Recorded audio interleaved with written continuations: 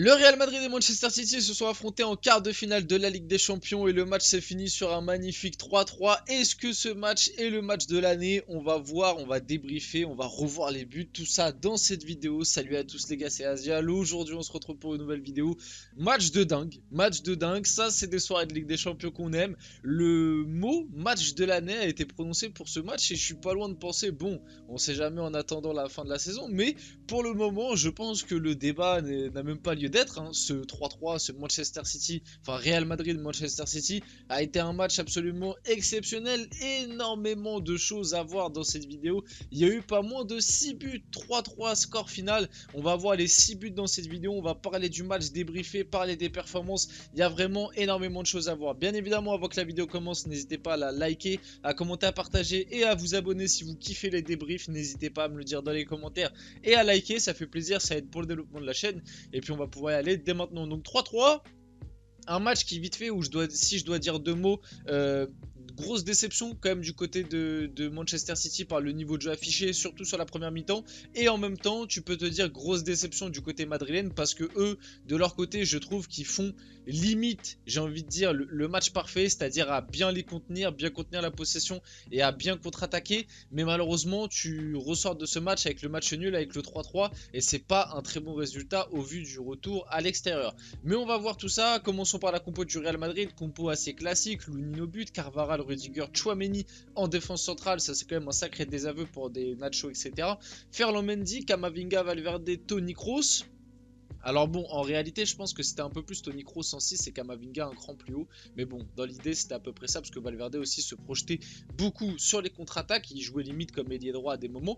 Bellingham en 10, Vinicius qui était plus dans l'axe et c'était Rodrigo qui était à gauche. Et ça a été peut-être un truc qui a un peu gêné Manchester City. Il ne s'y attendait pas. Et de l'autre côté, vite fait aussi, petit record, Carlo Ancelotti devient le premier entraîneur de l'histoire à atteindre les 200 matchs sur le banc en Ligue des Champions. Carletto, sacré stat.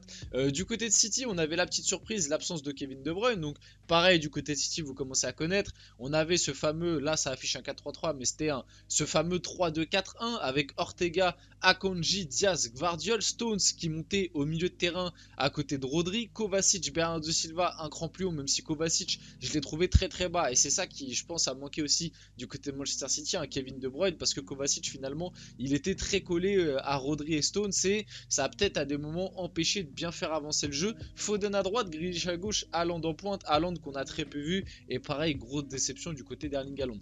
Manchester City précise que Kevin De Bruyne ne se sent pas bien. Pep Guardiola a même déclaré De Bruyne, il a vomi dans le vestiaire et il a dit qu'il n'était pas prêt. S'il pourra jouer ce soir, on verra. Au final, il n'a pas joué et Kevin De Bruyne était malade et c'était une sacrée absence côté Manchester City. Les hostilités commencent très fort, puisqu'au bout de à peine 2 minutes de jeu, sur une faute concédée par Tchouaméni, qui d'ailleurs après un carton rouge sera absent au retour, donc ça aussi c'est une sacrée absence pour le Real Madrid.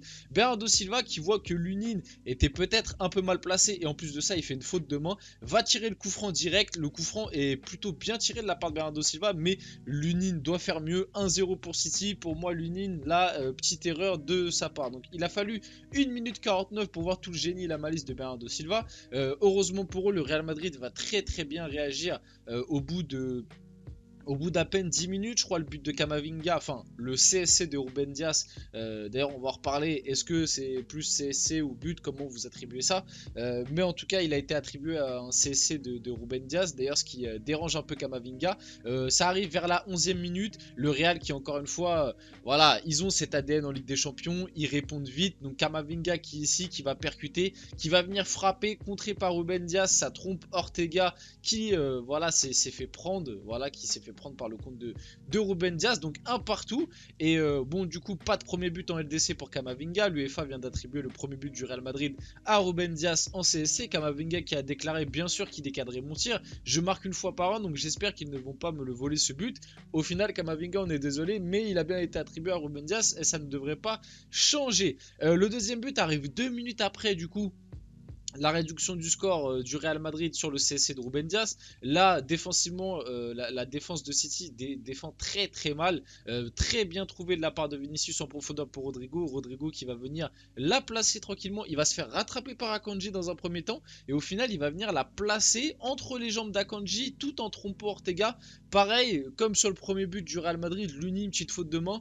Là, je pense qu'Ortega, il peut faire mieux. Déjà, je sais pas pourquoi il sort aussi loin de sa cage alors qu'il a, il y a deux défenseurs qui reviennent sur Rodrigo et qui arrivent à repasser devant lui. Je sais pas pourquoi il est autant avancé. Et en plus, la balle vient glisser tout doucement dans le but du Real Madrid. Moi, je pense qu'il peut peut-être faire un petit peu mieux, peut-être réagir un peu plus vite. Mais bref, donc 2-1 pour le Real Madrid à ce moment-là du match. Rodrigo vient d'inscrire le 19e but de sa carrière en Ligue des Champions. C'est autant que Cruyff, Van Basten ou encore Solskjaer. Quand même, Rodrigo qui d'ailleurs a été très bon. Limite, je trouve que ça a peut-être été le meilleur côté Madrid, en tout cas offensif. Bellingham qu'on a très peu vu, lui par contre. City, du coup là on passe sur la deuxième mi-temps. City en première mi-temps, comme j'ai dit, a énormément ronronné. J'ai globalement été déçu du jeu de Manchester City sur la première mi-temps. Ça a joué énormément à la baballe. Tu sentais que ça avait du mal à accélérer, ça avait du mal à faire des combinaisons. En deuxième mi-temps ça a été un peu mieux aussi, je pense, parce que le Real Madrid en deuxième mi-temps, j'ai senti une grosse baisse physique, là où en première mi-temps c'était vraiment le Real en première mi-temps, c'était des chiens quoi. Les gars sur tous les ballons, même les attaquants, même Rodrigo, Vinicius, sur tous les ballons ils étaient affamés. En deuxième mi-temps j'ai moins senti ça, ce qui va donner du coup ce petit décalage où là on voit Stones avec le ballon. Il va trouver Phil Foden entrée de surface qui n'est pas attaqué. Là je pense que Rudiger il doit sortir plus tôt, il sort trop tard, il voit pas, je pense qu'il voit pas Phil Foden. Mais tu vois là dès ce moment là Rudiger, entre guillemets, là, il sert à rien. Tu vois, t'as Tchouaméni qui est sur Haaland. Il doit venir directement un petit peu plus remonter, se replacer vers Phil Foden. Après, c'est facile à dire avec des images arrêtées, mais voilà. Du coup, Phil Foden qui arme, il regarde la lucarne et il vient te la caler pleine lucarne. Il n'y a rien à dire. Rudiger sort un peu trop tard. Magnifique but de Phil Foden. Déjà 22 buts pour le crack Phil Foden cette saison. Vraiment assez impressionnant. C'est la saison de l'éclosion. Voilà, au haut niveau. Entre guillemets, c'est la saison du top player. Et ça fait plaisir pour Phil Foden. Et le 3-2, pareil, arrive 5 minutes après le but du 2 partout pour Manchester City. Encore une fois sur une frappe de loin. Là, on va pas se mentir, il y a quand même pas mal de réussite. Je pense, en étant objectif, qu'il y a pas mal de réussite côté City parce que sur un ballon en retrait de Jack Grealish vers Gvardiol qui va clairement louper son contrôle, hein, on va pas se mentir. Il veut la contrôler pied droit, il rate, ce qui fait qu'il est obligé de tirer, enrouler pied droit, petit filet, alors qu'il est gaucher. Vraiment incroyable, le but est magnifique en tout cas, rien à redire, mais je pense qu'il y a quand même pas mal de réussite sur ce but de Manchester City. Donc 3-2, à ce moment là du match, quand tu voyais un peu la physionomie, moi dans ma tête je me disais ça y est, Manchester City va réussir à gérer le truc, parce que tu voyais que le Real Madrid, comme j'ai dit en deuxième mi-temps, ils étaient un peu moins mordants. Je sentais le côté, ils ont laissé passer leur chance. Tu vois, sur la première mi-temps, ils ont été clutch, ils ont été impressionnants. Ils mènent 2-1 à la mi-temps. En deuxième mi-temps, City arrive à réinverser le truc. Je me suis dit, ça y est, là c'est cuit. City va s'imposer et au retour, le boulot va être fait. Du coup, Josko Gvardiol, pardon, sauve son premier but avec Manchester City lors de ce match. Stat effrayante, Manchester City, c'est au moins 3 buts inscrits sur ses 9 dernières rencontres de Champions League. C'est vrai que la stat est assez impressionnante. Lunin, du coup, aura pris 3 buts ce soir, 3 buts sur des frappes en dehors de la surface. Comme je l'ai dit, Lunin sur le premier but, pour moi il est clairement fautif. Grosse erreur de main. Après sur les autres, est-ce que si tu as un Courtois ne fait pas des arrêts? Ça c'est une question qu'on peut se poser. Tu sais que Courtois est un gardien exceptionnel. Peut-être que sur la frappe de Gvardiol par exemple, peut-être qu'un Courtois il va te la chercher. En tout cas, ceci étant dit, comme je l'ai dit, je pensais que City allait gérer la fin de match. Et au final, non. Le Real Madrid, c'est le Real Madrid en Ligue des Champions. Ils reviennent toujours. Et là, on est à la 85e minute de jeu, si je ne me trompe pas, quelque chose comme ça. Modric qui va venir remonter la balle sur un beau duel remporté par Carvajal de la tête. Qui va décaler Vinicius. Vinicius qui va venir centrer du gauche. Au début, je ne vais pas vous mentir, à vitesse réelle, quand tu regardes le match, tu as l'impression qu'il rate son centre. Parce qu'en fait, tu as l'appel de Bellingham qu'on voit juste là sur l'image, et derrière on le voit pas, mais t'as Brahim Diaz aussi qui rentre dans la surface, qui fait l'appel, et en fait tu vois pas la course de Valverde à l'image en temps réel, tu vois pas la course de Valverde, du coup t'as l'impression que Vinicius rate son centre, et au final t'as Valverde qui spawn d'un coup en pleine course, qui va taper cette reprise de volée. Les gars, la frappe la reprise de volée est vraiment trop impressionnante. Non, franchement, ce but de Valverde là, c'est impressionnant. La puissance, la balle reste collée au sol, à part avec une vitesse. Le gardien ne peut rien faire. 3-3, score final du match, vraiment. Vinicius est le joueur le plus décisif en Ligue des Champions depuis la saison 2021-2022. Le Brésilien a été impliqué dans 28 buts et j'ai regardé ses 14 buts, 14 passes décisives. Donc en plus, il est plutôt, voilà, il fait du double-double.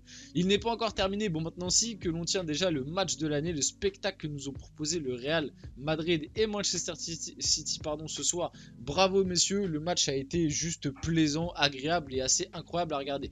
Stat aussi effrayante, Rodri est toujours invaincu sur ses 66 derniers matchs avec Manchester City et Rodri qui fait pas un très gros match d'ailleurs lors de ce Real City. Officiel, Phil Foden élu homme du match de ce spectaculaire Real City. Je sais pas si j'aurais élu Phil Foden homme du match parce que certes il met un beau but mais à des moments du match il a quand même pas mal plongé, donc bon, l'UEFA a décidé de faire ça, je sais pas.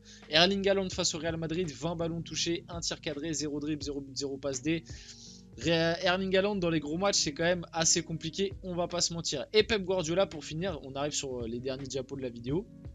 Pep Guardiola qui a félicité tout simplement Toni Kroos. Et du coup, qui va se qualifier en demi-finale de Ligue des Champions? Et bah avec le résultat du match aller, je vois quand même plus Manchester City. On va finir la vidéo là-dessus, j'espère que cette vidéo vous a plu. Si c'est le cas, n'hésitez pas à la liker, à commenter, à partager et à vous abonner les gars. C'était Azial, on se retrouve très rapidement pour une prochaine vidéo.